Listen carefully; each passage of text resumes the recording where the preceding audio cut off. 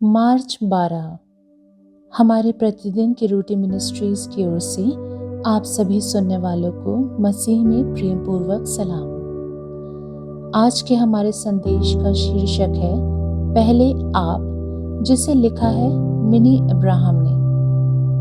पवित्र शास्त्र का भाग फिलिपियों की पत्री अध्याय 2 वचन 5 से 11।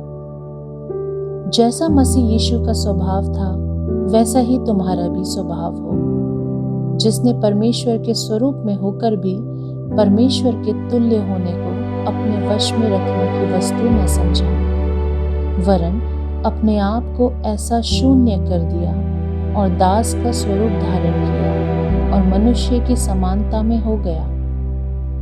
और परमेश्वर मनुष्य के रूप में प्रकट होकर अपने आप को दीन किया और यहाँ तक आज्ञाकारी रहा कि मृत्यु, हाँ क्रूस की मृत्यु भी सह ली। इस कारण परमेश्वर ने उसको अति महान भी किया और उसको वो नाम दिया जो सब नामों में श्रेष्ठ है, कि जो स्वर्ग में और पृथ्वी पर और पृथ्वी के नीचे हैं वे सब यीशु के नाम पर घुटना टेकें और परमेश्वर पिता की महिमा के लिए हर एक जीभ अंगीकार कर ले कि यीशु मसीह ही प्रभु है।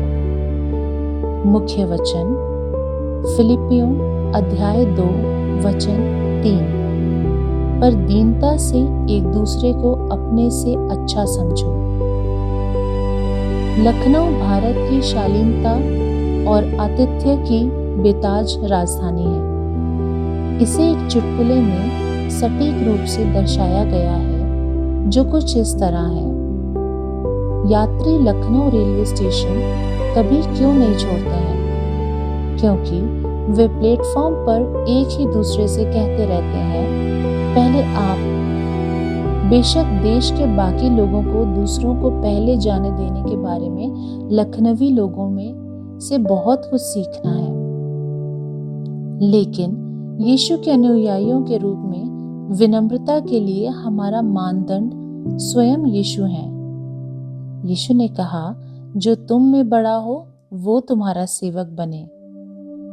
उन्होंने हमारे लिए भी दीनता का प्रदर्शन किया जब वो सृष्टि के सृष्टिकर्ता होकर खुद को एक मेमने की तरह वध करने के लिए जाने दिया। फिलिपी की कलीसिया को लिखे अपने पत्र में पौलुस हमारा ध्यान मसीह की दीनता की महानता की ओर आकर्षित करता है।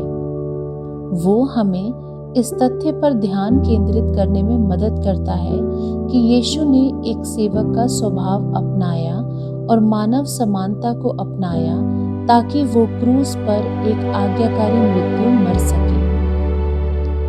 ये आज्ञाकारी दीनता ही थी जिसने उसकी स्थिति को और ऊंचा किया और उसे संसार के उद्धारकर्ता के रूप में सर्वोच्च स्थान दिया। एक विनम्र हृदय रखना आसान नहीं है। दूसरों की जरूरतों को अपनी जरूरतों से ऊपर रखना बहुत मुश्किल है। शायद उन लोगों की जरूरतों को प्राथमिकता देना जिन्हें हम प्यार करते हैं, जैसे परिवार या दोस्त, इतना मुश्किल नहीं है, लेकिन अजनबियों की जरूरतों को अपनी जरूरतों से ऊपर रखना मुश्किल है। यीशु ने हमें सच्ची विनम्रता का स्वभाव दिखाया। उसने हमें अनुसरण करने के लिए एक उदाहरण दिया कि विनम्रता हालांकि मुश्किल है, कुछ ऐसा है जिसका हमें अभ्यास करना चाहिए। आप दूसरों की जरूरतों को अपनी जरूरतों के ऊपर कैसे रख सकते हैं? आप उन लोगों को कैसे प्यार दिखा सकते हैं जिन्हें आप पसंद नहीं करते हैं? प्रभु, मुझे वास्तव में विनम्र होना मुश्किल लगता है, लेकिन आपके साथ सब कुछ संभव है। कृपया मुझे उस प्रकार की विनम्रता उत्पन्न करें जो आपने स्वयं में समाहित की थी।